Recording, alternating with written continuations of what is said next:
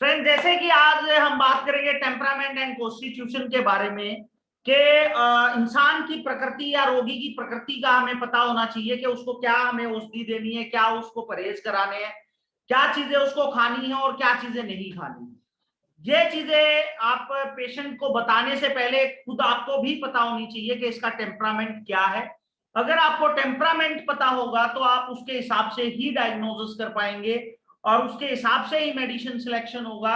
उसके हिसाब से ही आप उसको परहेज बता पाएंगे कि क्या चीजें उसको नहीं खानी है और क्या चीजें उसको खानी है जिससे उसकी रिकवरी फास्ट होगी।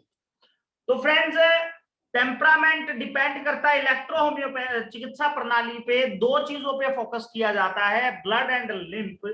इन दो चीजों पे इसके जो फाउंडर हैं doctor count Caesar Mattei. Doctor count Caesar Mattei ji ने एक इन्वेंशन किया और उस इन्वेंशन में उन्होंने ये बताया कि अगर रस और रक्त अशुद्ध हो जाएंगे तो बॉडी में कोई इम्प्योरिटीज होंगी और डिजीज एंटर करेंगी।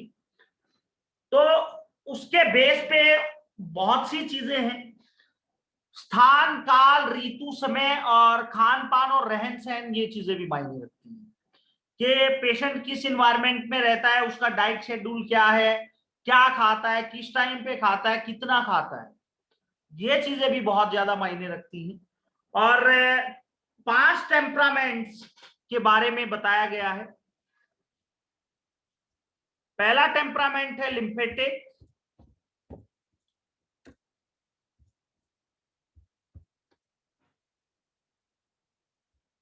दूसरा टेम्परामेंट है सैंग्यूइन,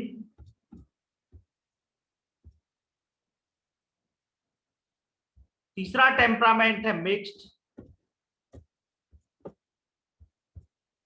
और चौथे नंबर पे आता है बिलियस।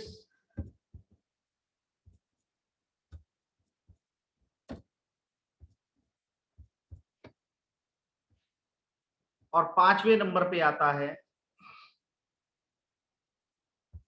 Nervous temperament. फ्रेंड्स, अगर ईएच में आप सक्सेसफुल होना चाहते हैं या किसी भी चिकित्सा प्रणाली में आप सक्सेसफुल होना चाहते हैं तो सबसे पहले आपको टेम्परामेंट, रोगी की प्रकृति, जैसे अदर पैथीज में अलग अलग है, वात, पित्त, कफ है, तो वैसे ही इलेक्ट्रो होम्योपैथी में टेम्परामेंट्स हैं। आपको टेम्परामेंट्स के प्रॉपर नॉलेज होनी चाहिए कि किस टेम्परामेंट के पेशेंट पे कौन सी मेडिसिन काम करती है और कैसे काम करती है और क्या उसके पथ्य और अपथ्य हैं।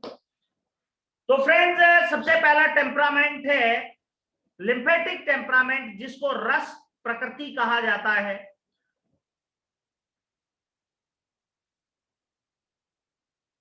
इस टेम्परामेंट के पेशेंट के होठ काले और जो मसूड़े होते हैं वो शाही रंग के होते हैं। और लिम्फेटिक टेम्परामेंट के पेशेंट को जुखाम जल्दी हो जाता है।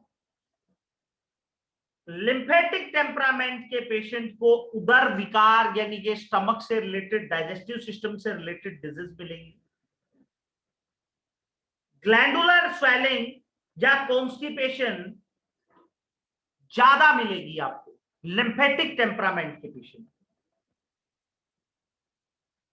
और उनकी पल्स रेट जो है डंप नाड़ी रहेगी, पल्स रेट धीमी रहेगी। इसके आगे है सैंग्यूइन टेम्परामेंट। इस टेम्परामेंट के पेशेंट के होठ लाल होते हैं, उनकी पल्स रेट तेज होती है, उनको इंफ्लामेटरी डिजीज ज्यादा पाई जाती है, ब्लड प्रेशर ज्यादा रहता है। तीसरा टेम्परामेंट है मिक्स्ड टेम्परामेंट, जिसमें लिम्फेटिक टेम्परामेंट एंड सैंग्यूइन टेम्परामेंट के दोनों के सिम्टम्स मिले। चौथा टेम्परामेंट है बिलियस टेम्परामेंट। इसमें पेशेंट को खट्टी डकार, रीचिंग, हाथों और पैरों और सिर में जलन, डायरिया। नर्वस टेम्परामेंट पांचवा टेम्परामेंट है। इस टेम्परामेंट के पेशेंट को थकान, टायर्डनेस, जोड़ों में दर्द, सिर में चक्कर, ये सारी चीजें उसको ज्यादा मिलेंगी।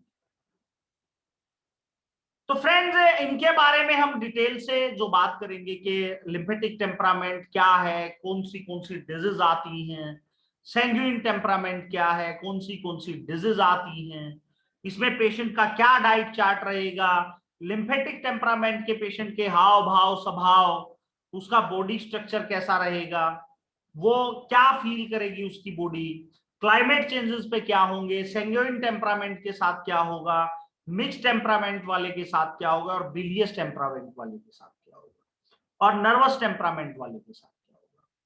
तो फ्रेंड्स इनके बारे में हम डिटेल से बात करेंगे नेक्स्ट क्लास में।